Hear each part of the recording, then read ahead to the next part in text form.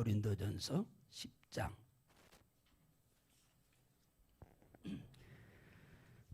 세 번을 읽도록 하겠습니다. 한 절이니까.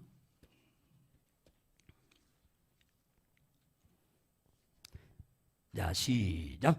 그런즉 너희가 먹든지 마시든지 무엇을 하든지 다 하나님의 영광을 위하여 하라. 시작.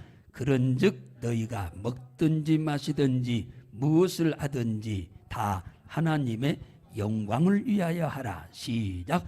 그런즉 너희가 먹든지 마시든지 무엇을 하든지 다 하나님의 영광을 위하여 하라. 아멘. 할렐루야. 오늘 새해 들어와서 2022년이라고 하는 열차에 탑승하셔서 두 번째 주일을 맞이하게 되신 여러분들을 주의 이름으로 사랑하며 축복합니다. 우리 교회 표어가 하나님께 영광을 위하여, 오늘 이 본문 성경을 주제로 택한 이유가 있습니다. 오늘 이 본문, 이 말씀은 사도 바울이 고린도 교회 성도들에게 너희가 먹든지 마시든지 무엇을 하든지 하나님의 영광을 위해서 해라. 이 말은 우리가 사는 목적이 하나님께 영광 돌리기 위해서 살아라, 그 얘기입니다. 하나님께 영광을 위하라? 이 말은 우리가 교회 안에서 무진장 많이 쓰고 있는 단어인데, 하나님께 영광을 돌리자, 영광을 돌리자, 영광을 돌리자. 그런데 뭔 말인지 모르는 경우가 무진장 많습니다. 많이 사용하는데 이것은 하나님을 기쁘게 해드리자, 그 말이에요.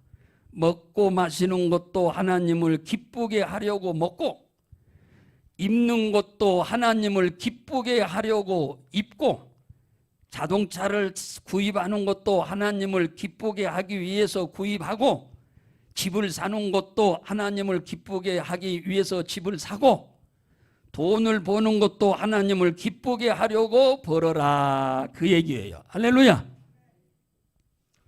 과거에는 나를 위해서 벌었지요. 나를 위해서 살았지요. 이제는 하나님을 기쁘게 하기 위해서 우리는 먹는 것도 마시는 것도 입는 것도 차를 사고 집을 사고 돈을 버는 것도 그런 분명한 목적이 있어야 됩니다. 왜 바울은 우리에게 하나님의 영광을 위해서 살아야 한다라고 이렇게 강력하게 우리에게 말씀하고 있을까요? 이유가 있습니다. 시편 135편 4절에 보면은 여호와께서 자기를 위하여 야곱 곧 이스라엘을 특별한 소유로 택했다. 하나님이 우리를 특별한 소유로 택했다는 거예요. 그래서 우리가 하나님의 영광을 위해서 살아야 한다. 이사야 43장 1절에 보면은 이렇게 말합니다. 야곱아, 너를 창조하신 여호와께서 이제 말씀하시느니라. 이스라엘아, 너를 조성하신 자가 이제 말씀하니라. 두려워 말라. 내가 너를 구속했고 내가 너를 지명하여 불렀나니 너는 내 것이다. 두 번째는 시편 106편 8절에 보면 여호와께서 자기 이름을 위해서 우리를 구원하셨다고 그래요. 하나님이 왜 예수 그리스도를 이 땅에 보내서 십자가에 피 흘려 죽기까지 해서 우리를 구원해 주었느냐, 또 우리를 어렵고 힘든 환경에서 우리를 건져 주었느냐 하면 하나님을 위하여 살도록 하기 위해서 우리에게 특별한 구원을 베풀었다, 이렇게 말합니다. 고린도후서 5장 14절 15절에 보면 잘 들어보세요. 그리스도의 사랑이 우리를 강권하시는도다. 우리가 생각건대 한 사람이 모든 사람을 대신하여 십자가에 죽었은즉 모든 사람이 죽은 것이라. 저가 모든 사람을 대신하여 죽으심은 산 자들로 하여금 다시는 자신을 위하여 살지 않고 오직 저희를 대신하여 죽었다가 다시 사신 자를 위하여 살게 하려 함이니라. 할렐루야. 우리를 죄 가운데서 죄의 수렁에서, 사단의 권세에서, 지옥의 진노에서 우리를 구원해 준 이유는 뭐냐?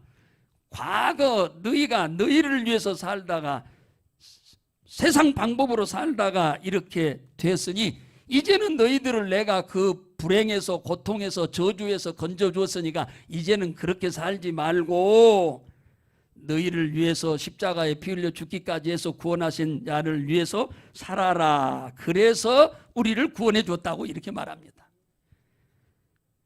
시편 23편 3절에 보면 주의 이름을 위하여 의의 길로 인도하셨다. 의의 길이란 말은 옳은 길로 인도하셨다 그 말이에요.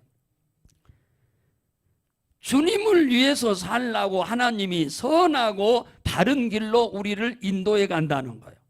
여기서 말하는 선하단 말은 우리에게 좋은 일이 있도록, 이익된 일이 있도록, 그 다음에 형통한 일이 있도록, 번영하도록 하는 걸 말해요. 그러니까 하나님이 우리를 지금보다 더 나아지는 삶으로 이끌어가고 과거보다 더 풍성한 삶으로 이끌어 가시는 이유가 뭐냐 하면은 하나님을 위하여 살라고 그 은혜를 주님이 베풀고 계신다고 말합니다. 시편 89편 24절에 보면 하나님을 위하여 우리의 뿔을 높이셨다. 이 뿔이라고 하는 말은 우리가 무슨 짐승이 아니니까 뿔이 없는데 여기서 뿔을 높인단 말은 우리의 자존심을 높인다 그 말이에요. 자부심을 갖고 살게 한다. 예를 들면은 아브라함의 아내 사라가 결혼을 했어요. 그런데 자식이 없어. 90살 되더라까지. 그래서 얼마나 남편인 아브라함에게는 미안하기도 하고, 그죠? 대가 없으니까 미안하죠. 또 한편으로는 부끄럽기도 하고. 그런데 하나님이 사라가 91살 되던 해에 임신해가지고 아들을 낳았어요. 이삭을 낳았습니다. 그래가지고 이제 돈은 많은데 아이를 못 낳아가지고 굉장히 자부심이 굉장히 없었었는데 이제는 애를 낳음으로 인해서 그 뿔이 굉장히 높아졌죠. 부끄러운 것도 없어졌고 당당해졌어요. 남편이 멸시하는 것도 아닌데도 자기가 그렇게 느껴지는 걸 어떻게 합니까? 하나님을 위해서 살라고 한나는 결혼한 지 20년 되던 해에 사무엘을 낳게 했어요. 작은 부인은 애를 여럿 낳았는데 자기는 하나도 애를 못 낳으니까 말도 못하게 자기 뿔이 낮아졌죠. 그랬는데 20년 되던 해에 아이를 낳게 해서 사무엘을, 그때부터 그 사라의 한나의 이 자존심이 꽉 세워진 거죠. 다윗을 왕으로 세운 이유가 뭐냐? 하나님을 위해서 살라고 그랬다잖아요. 목동인 어린 다윗을 들어서 한 나라의 목자로, 임금으로 세운 것은 하나님을 위해서 잘 살라고 하나님이 은혜를 베푸셨다 이렇게 말합니다. 우리를 특별히 선택하고 우리를 특별히 구원하고 우리에게 특별히 순간순간 도움을 주고 우리에게 뿔을 높여주는 데는 이 명분이 분명하게 있는데 그것이 뭐냐? 지금까지는 나를 위해 살았지만 이제부터는 하나님을 위해서 살라고 이런 은혜를 베풀고 계시다. 지금까지는 나를 위해서 신앙생활 해왔지만 이제는 하나님을 위해서 신앙생활 하라고 하나님이 은혜를 주고 계신다. 지금까지는 나를 위해서 공부를 했지만 이제는 하나님을 위해서 공부를 하라는, 지금까지는 나를 위해서 돈 벌었지만 이제는 하나님을 위해서 쓰기 위해서 돈을 벌어라. 그래서 하나님이 우리를 택하고 구원하시고 도움을 주고 우리 뿔을 높여주고 계신다. 그래서 로마서 14장 8절에 우리가 살아도 주를 위해서 살고 죽어도 주를 위하여 죽나니 그러므로 사나 죽으나 우리가 주의 것이다. 주의 피값으로 지불하고 당신이 죽음을 지불하고 우리를 산 겁니다. 우리를 살렸습니다. 우리를 구원했습니다. 그러니까 우리는 하나님의 것이요. 그러니까 이제는 나를 위해서 살아서는 안 되고 하나님을 위해서 살아야 복을 받을 줄로 믿으시기 바랍니다. 하나님이 우리에게 주를 위해서 살라고 하는 것은 우리한테 일방적으로 손해보라고 하나님이 주를 위해서 살라고 하는 것일까요? 아닙니다. 우리가 주님을 기쁘게 하는 삶을 살면은 주님은 우리의 소원을 다 이루어준다고 말씀하고 계십니다. 시편 37편 4절에 여호와를 기뻐하라. 네 마음의 소원을 이루어 주시리라. 아니, 인간관계도 부모와 자식 간의 관계도 자식이 부모를 기쁘게 해드리면 부모는 자식이 원하는 거 다 해주려고 작정하죠. 자기 능력 한계에서는. 근데 부모가 자식이 부모에게 늘 속이나 썩히고 개처럼 엇박자 놓고 그러면은 자식이 원하는 걸 이루어주고 싶은 마음이 없지 않아요? 하나님도 그렇다 그 말이에요. 하나님을 기쁘게 하면은 네 소원을 이루어준다고 그러는 거예요. 내가 내 소원 이루려고 노력해서는 안 됩니다. 내가 하나님을 기쁘게 해드리면 하나님은 내 소원을 이루어준다 그 얘기예요. 그래서 요한복음 8장 29절에 예수님이 이런 말씀을 했어요. 나를 보내신 하나님이 나와 함께 하신다. 그러니까 예수님에게 모든 능력과 권세가 나타나는 이유는 하나님이 예수님과 함께 계시기 때문이다라고 이렇게 말하는 거야. 내가 항상 하나님의 기뻐하시는 일을 행함으로 하나님이 나를 혼자 두지 않고 도우셨다. 예수님에게 남다른 능력과 권세가 나타난 것은 하나님이 그를 도우셔서 그러는데 그가 하나님을 기쁘게 하셨기 때문에 주님을 도우심으로 이런 능력이 나타났다. 그렇게 말합니다. 다윗이 주의 이름을 위해서 성전을 건축했다고 하잖아요. 복받기 위해서 다윗이 성전을 건축한 게 아니고 하나님의 이름을 위해서 성전을 건축했다 그럽니다. 역대하 20장 8절에 보면은 다윗이 이 땅에 거하여 주의 이름을 위하여 한 성전을 건축했다. 하나님을 위하여, 하나님의 영광을 위하여, 하나님을 기쁘게 하기 위하여 성전을 지었다 그 말이에요. 다윗이. 역대하 15장 10절에서 15절에 보면 아사왕 15년 3월에 저희가 예루살렘에 모여서 하나님께 예배를 드렸더니 백성들이 마음을 다하고 뜻을 모아서 기도함으로 하나님이 저희들을 만나줌으로 인해서 나라의 사방이 평안하도록 복을 주셨더라. 이렇게 말합니다. 그러니까 우리가 이 땅에서 편안하게 살고 싶다 해서 편안하게 사라지는 게 아니고 하나님이 우리에게 평안을 줘야 돼요. 가정에도 사업장에도. 그런데 그러려고 하면은 하나님 앞에 뭐요? 성전에서 예배를 드림으로 만나주셔서 사방을 평안케 해줬다 그래요. 우리가 하나님을 기쁘게 해드리기 위해서 할 일은 사실은 한두 가지가 아니지요. 여러 가지인데 그러나 여러 가지나 그중에서 우선순위가 있는 거예요. 가장 먼저 우리가 해야 할, 기쁘게 해야 할 일이 있다면 그것이 바로 예배입니다. 예배예요. 예배. 교회당을 짓는 이유가 뭐냐? 예배 드리기 위해서 교회 짓는 거요. 교회가 크든 적든 교회의 목적이 예배입니다. 전도의 목적도 예배요. 교회의 존재 목적이 예배입니다. 예배요. 예배가 본질이야. 믿음의 조상 아브라함이 하나님을 크게 감동케 한 일이 여러 가지가 있지만은 그 중에 가장 주님을 감동케 한 일이 뭐냐면 예배입니다. 창세기 12장 7절에 보면은 아브라함이 하나님의 부르심을 받아가지고 저 하란에서 가나안으로 와가지고 오자마자 뭐 했느냐? 아브라함이 하나님을 위하여 단을 쌓았더라. 이 단은 예배요. 그때 당시에 단은 이렇게 건물 지어서 들은 게 아니고 고인돌처럼 돌을 만들어 놓고 거기다가 번제로 하나님 앞에 예배를 드린 거예요. 창세기 13장 3절 4절에 아브라함에게 육축과 은금이 풍부하였더라. 그가 남방에서부터 발행하여 베델에 이르며 베델과 아이 사이에 전에 장막을 쳤던 곳이 이르니 그가 처음으로 단을 쌓은 곳이라. 그가 거기서 여호와의 이름을 불렀더라. 그러니까 하나님께 단을 쌓았더라. 사무엘상 14장 35절에 보면은 사울이 하나님을 위하여 단을 쌓으니 그가 여호와를 위하여 쌓았더라 그잖아요.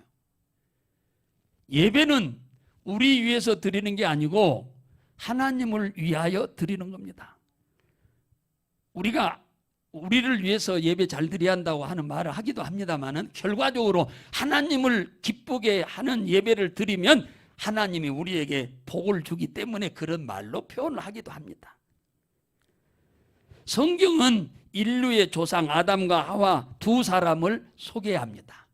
그런데 아담과 하와는 특별히 짐승과 달리 하나님의 형상과 모양을 담도록 만들었다고 말씀을 하시는데 그들의 2세가 태어났어요.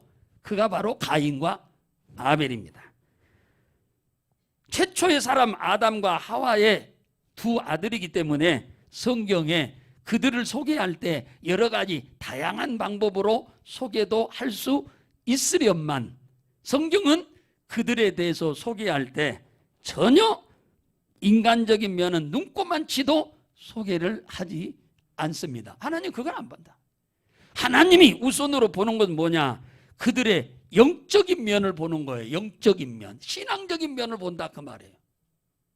하나님과의 관계가 얼마나 좋았는지 그들의 예배를 본다 그 말이에요. 예배를 본다 그 말이에요. 그것이 창세기 4장 1절에서 15절에 나오는데 가인과 아벨의 예배가 소개됩니다.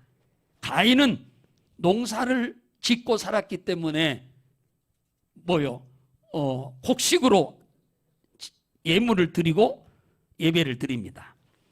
동생 아벨은 목축업을 했기 때문에 짐승을 예물로 드리면서 예배를 드립니다. 그런데 가인과 아벨이 하나님 앞에 이 제사를 정성껏 드렸는데 가인의 것은 하나님이 받지 않고 동생 아벨의 것만 받았다라고 성경은 말합니다. 하나님께서 형 가인의 예배는 받지 않고 아벨의 예배를 받았다는 거예요. 그런데 그 구체적인 얘기를 히브리서 11장 4절에 말씀하고 있는데 믿음으로 아벨은 가인보다 더 나은 예배를 드림으로 하나님께서 의로운 자라 하는 증거를 얻었으니 옳다 잘했다 그 말이에요. 하나님이 그 예물에 대하여 증거하심이라. 저가 죽었으나 믿음으로 말하느니라. 둘이 예배를 드리는데 하나님이 형 것은 안 받고 동생 것은 받았다. 왜 그러느냐? 그러니까 그들이 드린 예물에 대해서 증거한다. 예물 때문에 하나는 받고 하나는 안 받았다. 그렇게 얘기합니다. 한마디로 말해서 예배는 하나님을 위하여 드린다는 걸 여러분 명심하셔야 돼요. 신앙생활 자체가 우리는 하나님께 예배 드리기 위해서 하는 거예요. 전도는 왜 하냐? 저 불신자를 전도에다가 하나님께 예배를 드림으로 복을 받도록 하기 위해서예요. 창세기 22장 1절에서 19절에 보면은 하나님이 아브라함을 소개하는데 100살에 낳은 아들 이삭을 하나님이 모리아산에 데리고 가서 하나님을 위하여 번제로 예배를 드리라고 말씀을 하셨어요. 아브라함은 그 말씀에 단 한마디에 따따붙다 질문도 하지 않고 아멘 하고 새벽부터 일어나서 잠자던 아들 깨워가지고 원하는 장소로 3일 길을 걸어가서 하나님이 원하는 곳에서 이삭을 번제로 드리게 됩니다. 여러분 3일을 차 타고 가서 예배를 드리라고 해도 쉬운 일이 아닌데 걸어서 3일 길을 걸어가 가지고 하나님 앞에 예배를 드리라고 한다고 하는 것은 이건 쉬운 일이 전혀 아닙니다. 오늘 이 자리에 계시는 여러분에게 제가 우리 3일 길을 걸어가서 예배를 드립시다. 우리 3일을 걸어가면요 대전은 갈 거요? 그죠? 3일 걸어가면 대전 안 갈까요? 대전은 능히 갈 수 있으리라고 생각이 됩니다.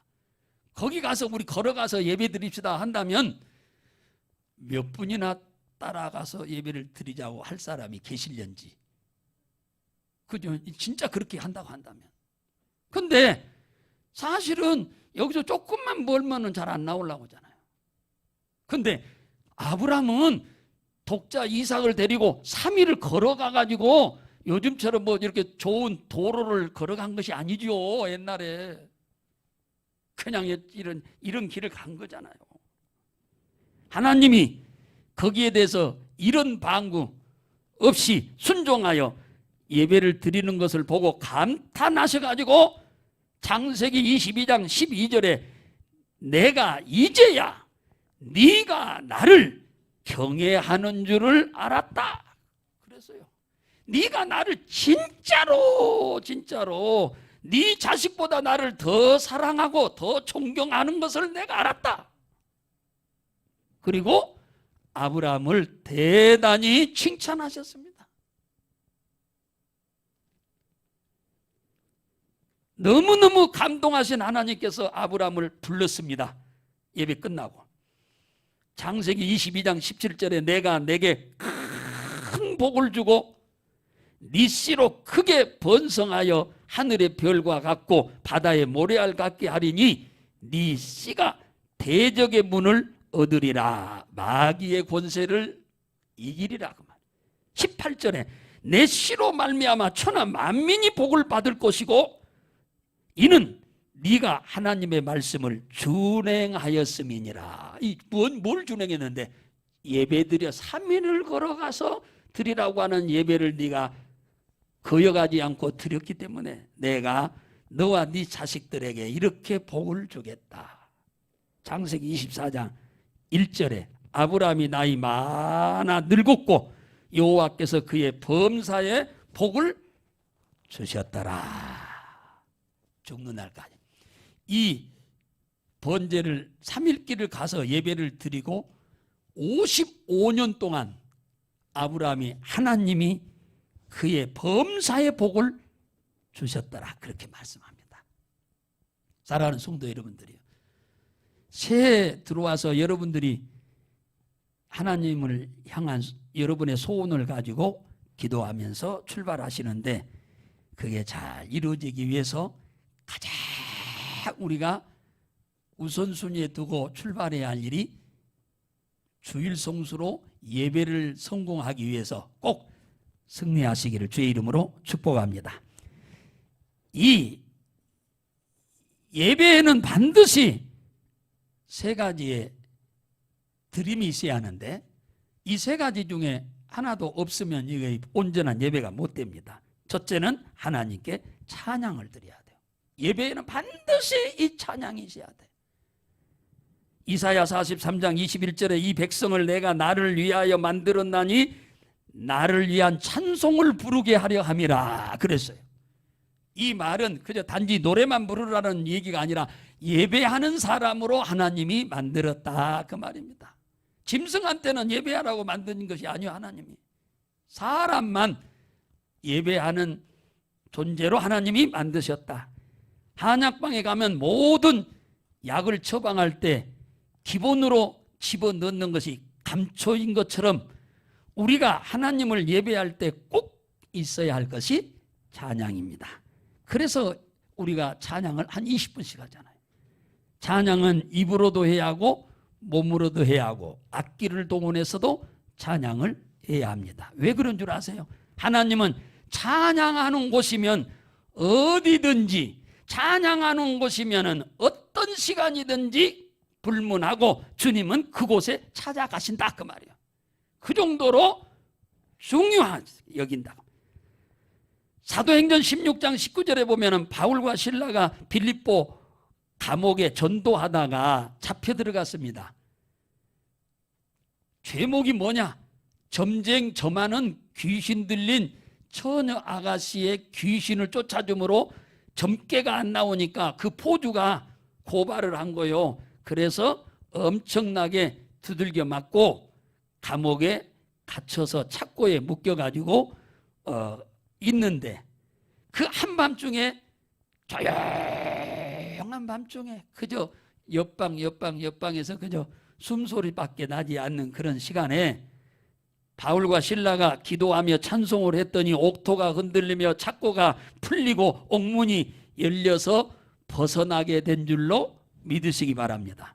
그러니까 그 자리에 그 한밤중에 엄청나게 얻어맞고 전도하라고 했으니까 상을 주지는 못할 망정 엄청나게 하나님 매맞고 있는데도 방관하시더만 그 감옥에서 기도할 때 하나님이 외면하지 않고 하나님이 원래 언약이요 약속이니까 그곳에 감옥이지만 주님이 임재하셔서 그들을 자유케 한 줄로 믿으시기 바랍니다. 하나님께서는 찬양하는 장소와 시간과 상관없어요. 어느 시간이든지. 이분은 졸지도 않고 주무시지도 않는 분이기 때문에 여러분들이 하나님을 기쁘게 하기 위해서 찬양을 한다면 어느 시간이든지 주님은 그 자리에 함께 하시는 줄로 믿으시기 바랍니다. 성경에는 이런 이 사건들이 수도 없이 많습니다. 예배는 두 번째는 반드시 있어야 할 것이 있는데 그게 감사의 예물입니다. 데살로니가전서 18절에 범사에 감사하라. 이는 그리스도 예수 안에서 너희를 향하신 하나님의 뜻이다. 뜻이란 말은 하나님의 생각이다. 하나님의 소원이다. 그 말이에요. 그러니까 우리가 예배 드릴 때 감사하는 것은 우리가 평상시에도 생활 속에서 감사 많이 해야 합니다만은 예배를 통해서 감사하는 것은 하나님을 소원을 이루어드리는 거예요. 매우 하나님을 기쁘게 해드리는 거예요. 그러니까 하나님이 우리 소원을 이루어주지요. 시편 50편 23절에 감사로 제사를 드리는 자가 하나님을 영화롭게 하나니 그 행위를 옳게 하는 자에게 내가 하나님의 구원을 보이리라. 감사하는 자에게 하나님이 구원을 보이겠다.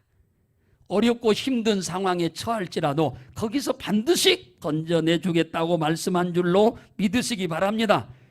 감사는 감사할수록 감사거리를 하나님이 주십니다. 쉽게 말하면 감사는 농부가 농사를 짓는 곡식과 같아요. 곡식은 뿌리면 나고 안 뿌리면 안 나는 거예요. 감사를 심으면 감사의 열매를 거두는 겁니다. 감사를 뿌리면 감사의 열매를 거두는 겁니다. 그래서 하나님 앞에 평상시에 감사하다고 늘 입으로도 해야겠지만 예배에는 반드시 감사의 예물이 필요합니다. 세 번째는 기도입니다. 데살로니가전서 5장 17절에 쉬지 말고 기도하라. 이는 그리스도 예수 안에서 너희를 향하신 하나님의 뜻이다. 기도하는 것도 하나님의 소원이다. 우리가 기도하는 것이 하나님의 소원을 이루어드린 거래요. 목마른 사슴은 물을 사모하듯이 하나님이 사모하는 게 뭐냐? 우리들의 기도를 그렇게 하나님은 사모하는 거예요. 우리가 기도한다고 해야 하나님께 도움을 청하는 건데 하나님은 도움을 청하는 기도를 보시고 들으시고 너무 행복해 하신다는 거예요. 야고보서 1장 5절에 너희 중에 지혜가 부족하거든 모든 사람에게 후히 주시고 꾸짖지 않는 하나님께 구하라. 그러면 주겠다. 아니 사람은 가서 달라고 하면 귀찮게 생각합니다. 그것도 한 번 주고 나면 두 번 안 줘. 대부분 그래요. 그런데 하나님은 부족한 것마다 열이면 열, 천이면 백이면 백, 천이면 천, 만이면 만 언제든지 부족하다고 생각하는 것은 달라고 하면은 하나님은 꾸짖지 않고 후히 주신다. 할렐루야. 주님께 달라고 하는 것이 하나님께 기쁨을 드리는 일이다 그 말이에요. 우리 인간하고 전혀 다르죠. 하나님의 뜻이 우리의 자신과 가정과 우리 소유와 산업 위에 하나님의 영광을 드러낼 수 있도록 복을 달라고 기도하시기 바랍니다. 그래서 먹든지 마시든지 무엇을 하든지 하나님의 영광을 위해서 살 수 있도록 믿음도 달라고 그러고 건강도 달라고 그러고 물질도 달라고 하시고 명예도 하나님 높여달라고 하시기를 주의 이름으로 축원합니다. 나만 하나님의 유익을 얻기 위해서 기도하지 마시고 올해는 하나님도 나를 위해서 유익이 되실 수 있도록 하나님 나에게 기도의 응답을 주옵소서. 이렇게 좀 기도 좀 하세요. 나만 하나님의 도움을 받고 사는 것이 아니라 나로 인하여 하나님의 몸된 교회도 도움이 될 수 있도록 기도를 좀 하세요. 내 소원만 이루어지는 것이 아니고 나로 인하여 하나님의 교회를 통해서 하나님의 소원이 이루어질 수 있도록 기도하시기를 부탁을 드립니다. 나에게 응답을 일이 없는 물질이면 물질을 주시옵소서. 그러면 이 물질 가지고 주와 복음을 위해서 쓰임받기 원합니다. 얼마나 이쁜 기도요. 달라고 하는데 안 주고는 못 빼기는 기도죠. 주님 나에게 건강을 주시옵소서. 이 건강을 가지고 우리 생활하는 데만 쓰는 게 아니라 복음 증거하는 일에 주를 섬기는 일에 내가 쓰임받기 원합니다. 이거 안 주고는 못 견디죠. 이 기도 안 들어주고는 못 견디죠. 하나님 나에게 공부를 잘해서 지나갈 수 있게 해주시옵소서. 이 지식을 쌓아가지고 주의 복음을 증거하는 도구로 쓰임받기 원합니다. 이런 기도하는데 어찌 안 들어주고 백이냐 그 말이에요. 그러니까 여러분을 위해서만 아니라 모든 기도의 소원이든 무엇이든 간에 다 하나님의 영광을 위해서 구하시기를 주의 이름으로 축원합니다. 그러면 하나님이 안 도와주고 못 견디는 거죠.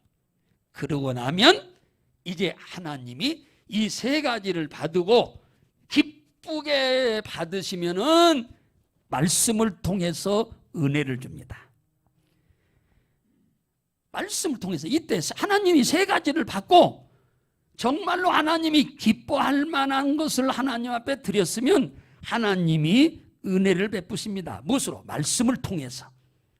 그래서 은혜가 된다 그 말이에요. 시편 95편 6절 7절에 오라 우리가 굽혀 경배하며 우리를 지으신 여호와 앞에 무릎을 꿇자. 대저 저는 우리 하나님이요 우리는 그의 기르시는 백성이며 그 손의 양이라. 너희가 오늘날 그 음성 듣기를 원하노라. 할렐루야. 우리가 교회 오는 목적이 뭡니까? 예배 드리는 게 뭐예요? 하나님이 주신 은혜에 감사해서 찬양도 올려드리고 감사도 올려드리고 기도도 올려드립니다마는 또 복을 받기 위해서 옵니다. 그것이 말씀이요, 말씀. 예레미야 7장 23절에 오직 너희는 내 목소리 듣기를 원한다. 나는 너희 하나님이 되겠고 너는 내 백성이 되리라. 너희는 나의 명한 길로 행하라. 그리하면 복을 받으리라. 말씀을 듣는 목적이 뭡니까? 행하기 위하여. 행하는 목적이 뭐요? 복을 받기 위해서다. 말씀을 떠나서는 복을 받을 수가 없는 것을 말씀합니다. 사랑하는 성도 여러분, 올 새해를 맞이했는데 그저 막연하게 새해가 잘 되기를 바라지 마세요. 하나님이 원하시는 게 뭔지 하나님을 기쁘게만 하면 농부야 봄에 씨앗 뿌리고 여름에 가꾸고 가을에 거두지만 이 영적 추수는 오늘 심고 내일부터 거두는 거예요. 할렐루야. 이번 주 심고 다음 주부터 거두는 거예요. 오늘 심고 다음 달에 거두는 거예요. 이거 영적 축복이에요. 하나님을 어떻게 하면 기쁘게 할 것인지 무엇을 하면서든지 이렇게 하면 하나님 기뻐하실까? 저렇게 하면 하나님이 더 기뻐하지 않을까? 우리는 매사에 이걸 생각하고 우리는 행동을 하셔야 돼. 그래야 올 한 해 분에 넘치는 큰 축복의 열매가 여러분의 가정에 열릴 줄 믿습니다. 오스트리아의 한 외곽의 국경선 가까이에 있는 시골 마을이 있었는데 불란서에 나폴레옹 장군이 1만 8천 명의 군대를 데리고 쳐들어왔어요. 국경을 넘어서. 그래서 이 국경 가에 있는 성이니까 그걸 치려고 그쪽으로 오고 있는 거예요. 다 미리서 알고. 그래서 이거 일반 성에 뭐 군대가 있는 것도 아니고 그래서 뭐 10중 8구 뭐 싸워봤자 죽는 일밖에 없지요. 그래서 긴급하게 이 성에 모임이 모여졌어요. 그래서 그 중에 목사님 한 분이 거기에 참석해가지고 많은 사람들은 우리 항복합시다. 싸우면 이길 수 없다. 돌멩이로 바위치기니까. 그쪽은 야구방망이고 우리는 이쑤시개인데 어떻게 싸워서 이기냐. 우리 항복합시다. 이렇게 얘기하는데 거기서 토의를 해봤자 그날이 주일날인데 답이 없습니다. 어떻게 해야 할지. 그래서 마지막으로 목사님 한 분이 하나님이 우리 이 형편을 다 알고 계시고 우리가 지금 이렇게 토론하고 이야기하면서 어떤 답을 만들려고 하는데 답이 안 나오는 것도 하나님도 다 아시니까 우리가 할 수 있는 일만 합시다. 그러면 하나님이 일하시지 않겠습니까? 그리고는 기도를 하고 통성기도하고 자 우리가 할 일은 오늘이 부활주일인데 부활주일날 우리는 예배 드립시다.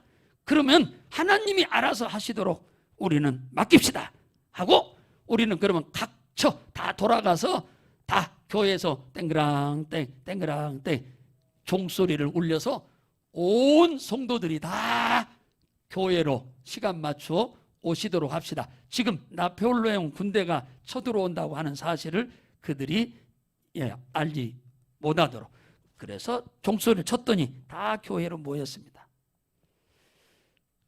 나폴레옹이 가까이 다 와서 보니까 아니 성에 뭐 군인들이 막 왔다 갔다 하는 것도 아니고 조용하게 평상시와 같이 종소리가 주일날 땡그랑땡 땡그랑땡 소리가 납니다. 그러니까 아이고 저들이 저렇게 평안하게 주일 예배 드리려고 저렇게 준비하는 거 보니까 군인들이 미리서 우리보다 먼저 와가지고 지금 있는 모양이다. 그러니 우리 쟤들과 싸우지 말고 우리 그냥 비껴가자 해서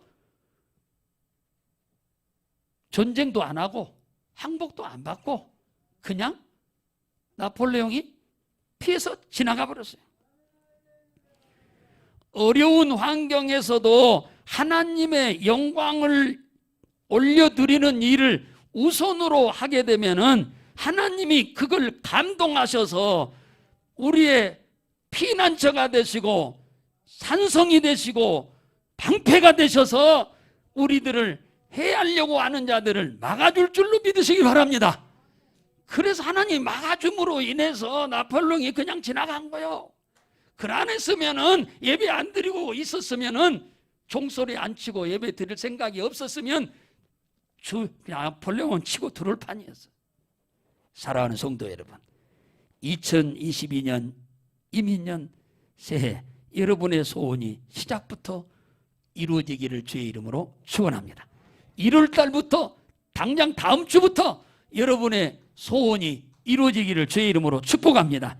그러기 위해서 매사에 모든 일에 우리는 나가 우선이 아니라 하나님이 우선되고 나를 위해서가 아니라 하나님을 위해서 우선순위를 두고 살아가게 되면은 주님의 축복이 당장 내일부터라도 일하시게 될 줄로 믿으시기 바랍니다.